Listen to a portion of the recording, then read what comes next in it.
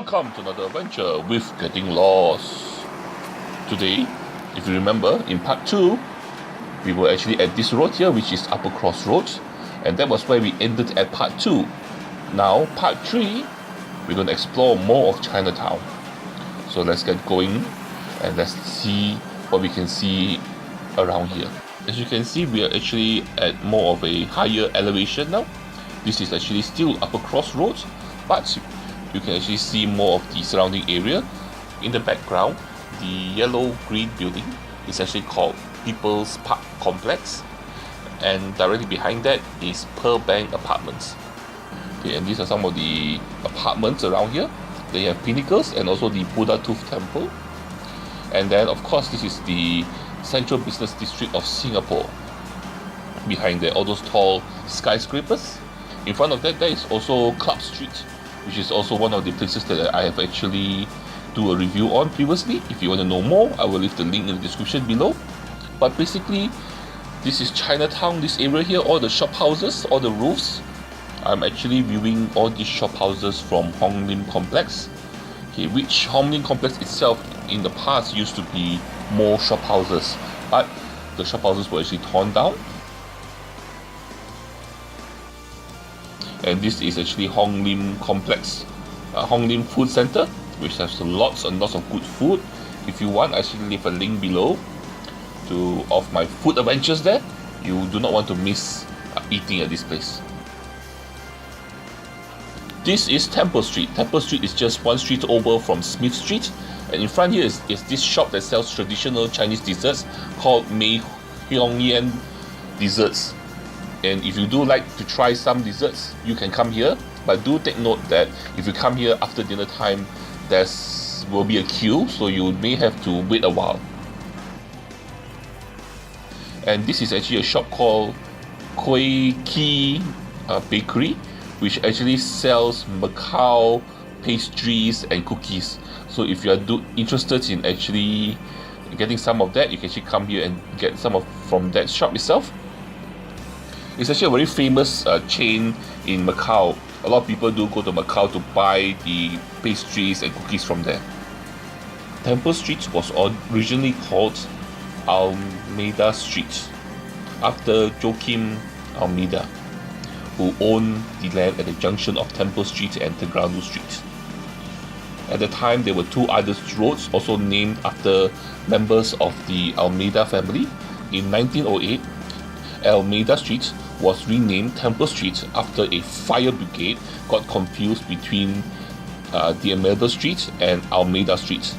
So because of the mix-up, they actually renamed some of the streets, and Almeida Street was renamed to Temple Street. And the name Temple Street was most likely chosen because at the end of the road, the Sri Mariamman Temple was located there. In the 19th century, the area around Temple Street was home to not only the Chinese, but also the Malays and Indians, which led to the presence of Muslim and Hindu places of worship nearby. Many Indians and Malays also lived nearby on Cross Street and Chulia Street. Next up is Moss Street, which is actually one road after Temple Street. And as you walk in to Moss Street from New Beach Road, you will notice this row of shop houses, which is expertly preserved. And this is actually a hotel called the Porcelain Hotel. Only thing notable is that it has a very nice preserved status. I mean, they actually preserve it very well. And other than that, if you actually look down here, there's a lot of interesting shop houses, a lot of details, a lot of interesting features, architectural features that you can look at.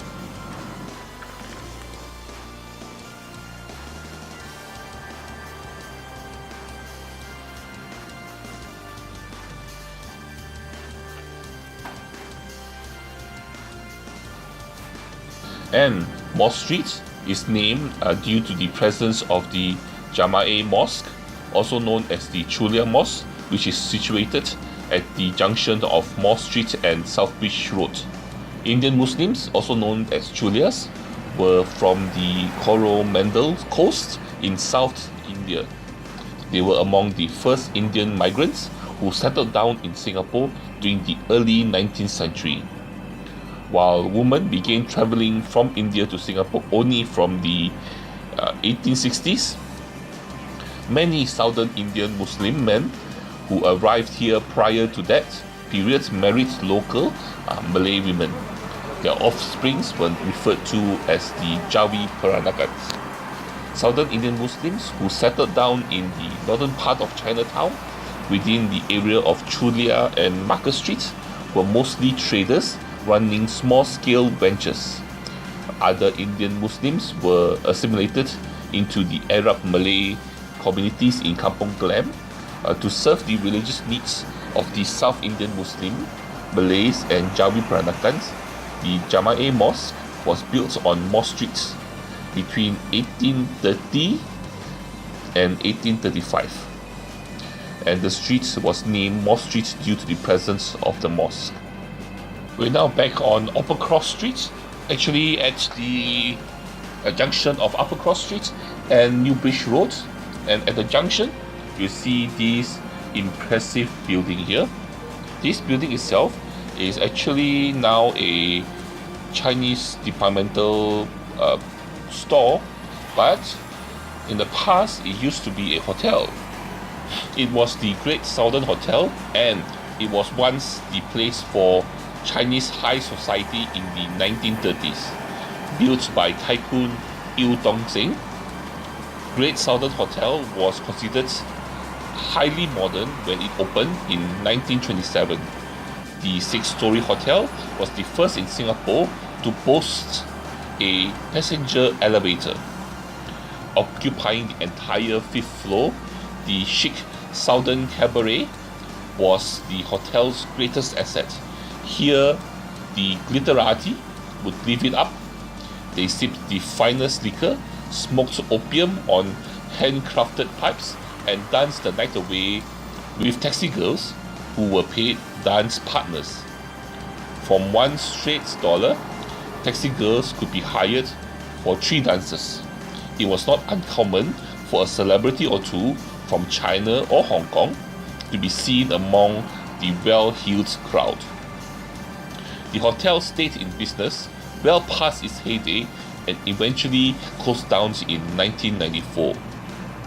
The Great Southern Hotel also provided services such as remittance of money to China, the booking of steamer tickets, luggage transfer, and other travel-related services.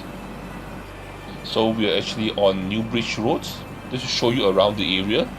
The street across us is called Eu Tong Seng Street, and so the complex right behind there is actually People's Park Centre. As you can see, there's also some accommodation on top there, and over there the green and yellow building is actually People's Park Complex. And here again is the Great Southern Hotel.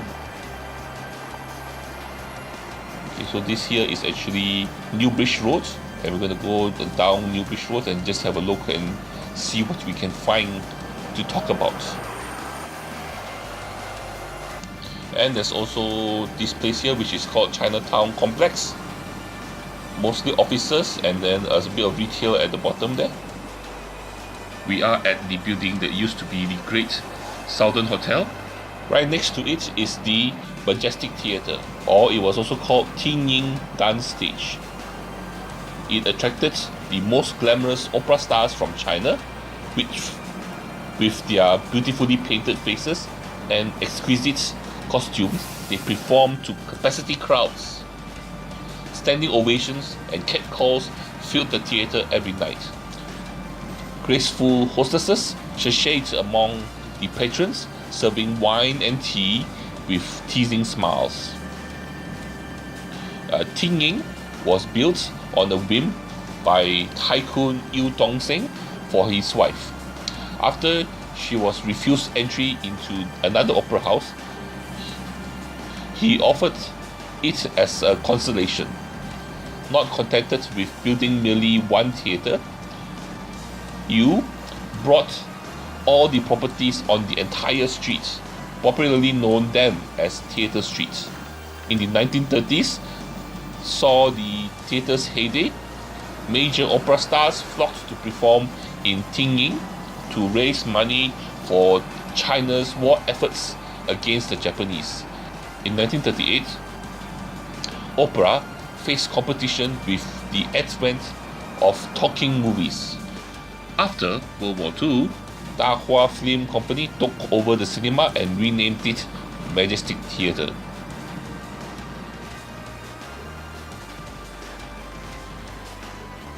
And right beside People's Park's complex is actually People's Park Food Center. Underneath here is actually a food center where you can actually come in to try some local food. Due to the influx of more immigrants from China who actually came to Singapore, People's Park Food Center actually has a lot of food catering to them. Okay, and also the complex here at the ground floor, at the outside area, there's actually a wide variety of different snacks from China that you can actually try. And if you want to try it, you can actually just come down to using the MRT station to Chinatown MRT station, and just come out here and you can try all the different types of food available. Okay, so at the bottom here, there's actually a lot of different types of food that you can try. Local Singapore food and also food from China. And this is a walkthrough. As you can see, they're actually selling a lot of different types of snacks, okay, from China, and also food items. This is actually at the bottom outer perimeter of the complex itself. So this is the shop that sells buns, steamed buns.